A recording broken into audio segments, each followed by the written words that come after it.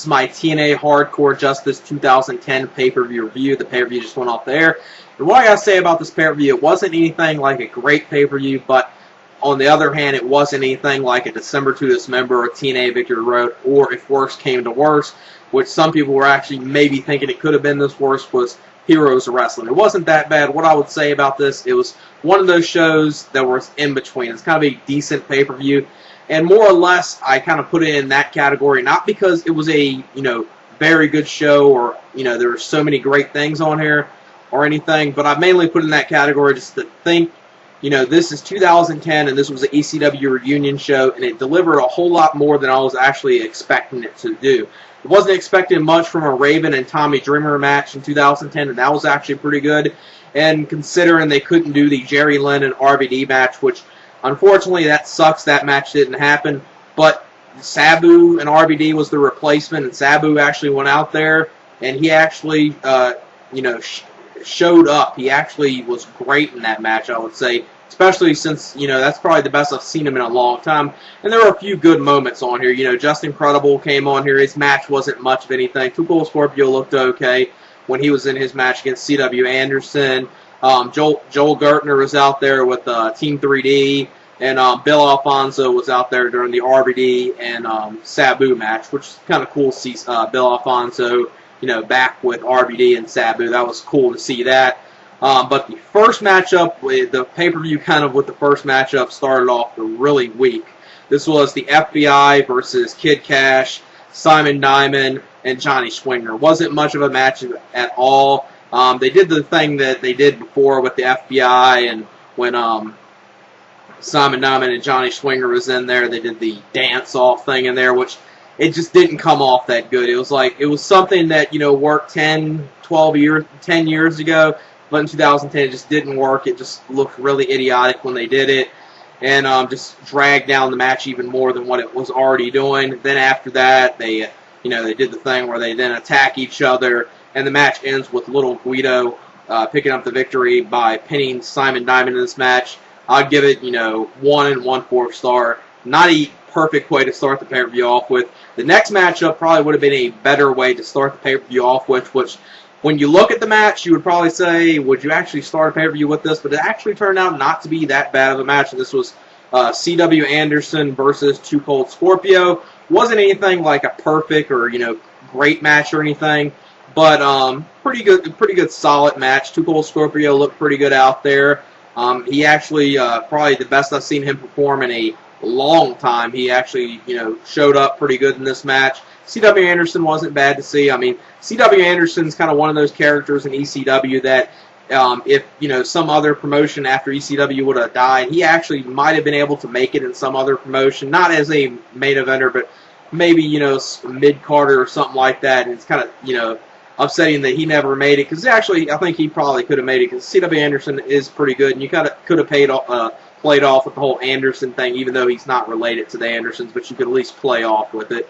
And this match wasn't that bad. I mean, I would give it, 2 1/4, maybe 2.5 stars. Too Cold Scorpio picks the victory up. Pretty solid match. Then after this, I think this is when they did a backstage promo with RVD and Bill Alfonso. Huge fan of the original ECW, so seeing RVD and Bill Alfonso together backstage, that was a mark-out moment there, at least for me. Maybe not other people, but at least that was kind of a little mark-out moment on this pay-per-view. It was kind of one of those things. It was a little memorable moment seeing, RVD and Bill Alfonso back together, and they were just talking about their match later on with, Sabu and RVD later on in the evening. Then the next matchup was Justin Credible. He had to go, he went under the name PJ Polaco, because I guess WWE has the trademark of Justin Credible, obviously, and he took on Stevie Richards. Really, this match was just cool to see Justin Credible. It wasn't much of a match of anything. It wasn't a god-awful or terrible match, but nothing that I would say, you need to see or worth going back to see. Just, it was kind of cool seeing Justin Credible on here, especially since he wasn't announced on the card, and I'm glad they were able to get him for this show, for, an ECW reunion show, because Justin Credible was probably one of my favorite guys from the original ECW. Richards picks up Stevie Richards picks up the victory after hitting the Stevie kick in about a 1 3/4 star match. Decent match, okay to watchable. That was pretty much the best that match was. Then the next match was, you could tell the next match was just something they completely threw together. This was a three-way dance with Brother Ron, a.k.a. Spike Dudley, versus Al Snow, versus Rhino. And within this match, just those three guys, you knew they couldn't mesh really well together. It didn't turn out probably as bad as what probably some people would have thought, or even myself going into it when I saw that this was going to be the three-way dance, the elimination-style three-way triple threat match. And the first elimination comes when Brother Ron hits the acid drop to Al Snow. And then not that long after that, Brother Runt gets gored by Rhino, so Rhino picks up the victory in about a 1.5 star, maybe 1 3/4 star match. Wasn't as much of a garbage fest as I thought it would have been, but it was kind of something you could tell on this pay-per-view that was just thrown together, even though most people probably say a lot of the stuff on this pay-per-view is kind of thrown together in the same sense, though. Then the next matchup was Axel Rotten and Balls Mahoney versus Team 3D. And you didn't know if you were going to get Joel Gertner on this pay-per-view. He came out here with Team 3D. Great to see him out there. Classic style promo from him. Obviously, you can probably tell he kind of held back a little bit, but he pretty much compared to probably what obviously WWE would have him do and stuff like that on the mic. They didn't have him, censor himself too much, but kind of probably held it back just a little bit. But pretty classic promo from Joel Gertner right there. Pretty funny stuff in there. And the match between Team 3D versus Axel Rotten and Balls Mahoney, just typical, brawl, street fight. It was a Philadelphia street fight. Just typical match you would expect from these two. And you obviously knew the way the match was going to end, which was the flaming table spot where they... Brother Ray, he powerbombed Balls Mahoney through a table, flaming table, and that was the end of the match. So Team 3D picks up the victory in this match. For a hardcore brawl match, it was what it was. It wasn't anything great. Obviously back in the original ECW, you've seen better brawls between these guys, especially seen a better, kind of street fight brawl at the first ECW One Night Stand that WWE did back in 2005. But 2010, this wasn't a bad match.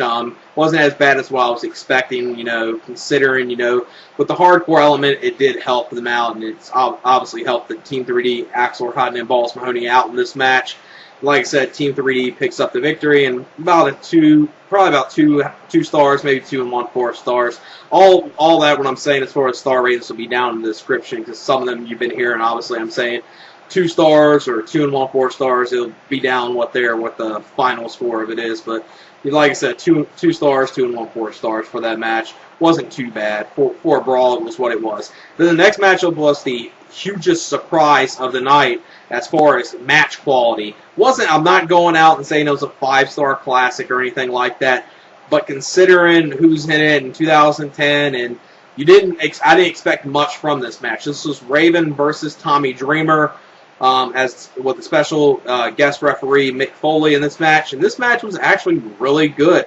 Tommy Dreamer pulled out a lot of stuff. Raven did too. 6 spot in this match where Raven was in the crippler crawl space with barbed wire wrapped around him, barbed wire wrapped in his mouth at the same time. That was a very sick spot. Yeah, obviously both of them were bleeding in this match. And pretty good stuff in here. Obviously with Beulah McGillicuddy, she was out there. With her kids at the ringside with Dixie Carter, and obviously, Raven went over there, was beating down Tommy Dreamer in front of her. Then I guess that was when Dixie Carter, she took the Beulah and the kids backstage, and that was the rest you saw of her until the end of the match. She came out there at the end, tried to stop not Tommy Dreamer, but try to stop Raven, hit him with the steel chair. He tried to go after her with the steel chair, and Raven was handcuffed. Not Raven, but Tommy Dreamer was handcuffed in this. He handcuffed Tommy Dreamer. His arms were behind him, and really good spot where while he was handcuffed, he actually hit the DDT to Raven in this match. And the match ends with Raven ended up hitting the DDT in this match. Very good match, a whole lot better than I was expecting. Maybe just because it was more than what I was expecting, I might be giving it a little more than what it probably should, but it was actually a very entertaining match, and it was 3 1/4 stars, maybe even 3.5 stars, because that's probably overrated a little bit, so I'll give it 3 1/4 star, but pretty good match between those two. Really enjoyed it. whole lot better than I was expecting. Then the next matchup was the main event. This was Sabu versus RVD in a non-title match. Originally, it was obviously going to be RVD versus Jerry Lynn, but Jerry Lynn had to pull out of the pay-per-view due to a back injury that he suffered while training for this match, and he couldn't be in this match. So they replaced him with Sabu, which better than the original replacements, because they were throwing out the idea of maybe having Kid Cash or Too Cold Scorpio be the replacement for him, which I mean, I like Too Cold Scorpio, but it would have been a complete joke if he would have main evented this pay-per-view. Even though he actually did perform pretty decent with C.W. Anderson earlier in the evening, I would not want to see him in the main event. It was a pretty good replacement, putting him with Sabu, with the history with Sabu and RVD and ECW. And this is probably the best I've seen of Sabu in a long, long time. This might even be the best I've seen RVD perform, since he's been in TNA. He really pulled out everything in this match. Great back and forth action, really enjoyed it. And RVD ends up picking the victory up after hitting a 5-star frog splash to Sabu in this match. And I would give the match 3.5 stars. Very entertaining match. And mainly, with some of these stuff like the last 2 matches, seeing Joel Gertner out there, and Bill Alfonso, just incredible, just showing up there. C.W. Anderson and the Too Cold Scorpio match before really the only match other than the last 2 matches was actually pretty entertaining to see. The stuff between the Dudleys and Axelrod and Balls Mahoney was what it was. It wasn't, you knew you weren't going to get much from it. It's just going to be, a typical brawl between those two. And considering this is 2010 and they try to pull off an ECW reunion show, it wasn't the complete epic fail I think a lot of us were thinking that it would have been. Was it great? No. Was it terrible? No, it wasn't that either. It was more or less an in-between show, with mainly the last 2 matches saving it from being in the category of something really bad. Overall, I would probably give the pay-per-view about a 6, maybe a 6.25 overall, because it was pretty good stuff. You saw the last 2 matches; those both were pretty good. And then, like I said, the other matches on the pay-per-view weren't much of anything other than the C.W. Anderson Too Cold Scorpio match was pretty good. And it was, you saw a couple of, moments on the pay-per-view. That was really what mainly was on before the last 2 matches, was just some moments and, seeing some old faces. And that's mainly what that was. And the last 2 matches was actually pretty entertaining matches.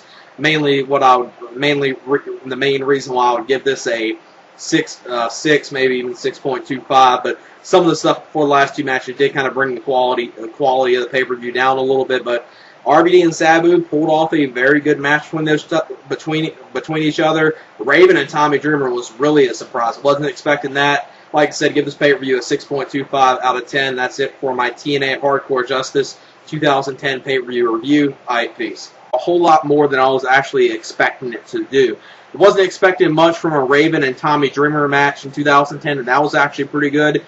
And considering they couldn't do the Jerry Lynn and RVD match, which unfortunately that sucks, that match didn't happen, but Sabu and RVD was the replacement, and Sabu actually went out there, and he actually, this is my TNA Hardcore Justice 2010 pay-per-view review. The pay-per-view just went off there.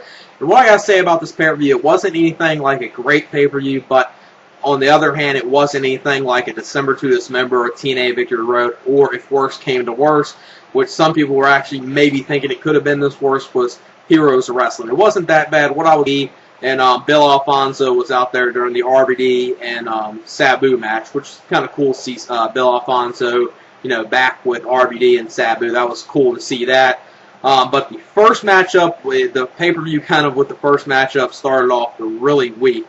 This was the FBI versus, showed up. He actually was great in that match, I would say, especially since, that's probably the best I've seen him in a long time. And there were a few good moments on here. Just Incredible came on here. His match wasn't much of anything. Too Cold Scorpio looked okay when he was in his match against C.W. Anderson. Joel Gertner was out there with Team 3D. Say about this, it was one of those shows that was in between. It's kind of a decent pay-per-view. And more or less, I kind of put it in that category, not because it was a, very good show or, there were so many great things on here or anything, but I mainly put it in that category just to think, this is 2010 and this was an ECW reunion show and it delivered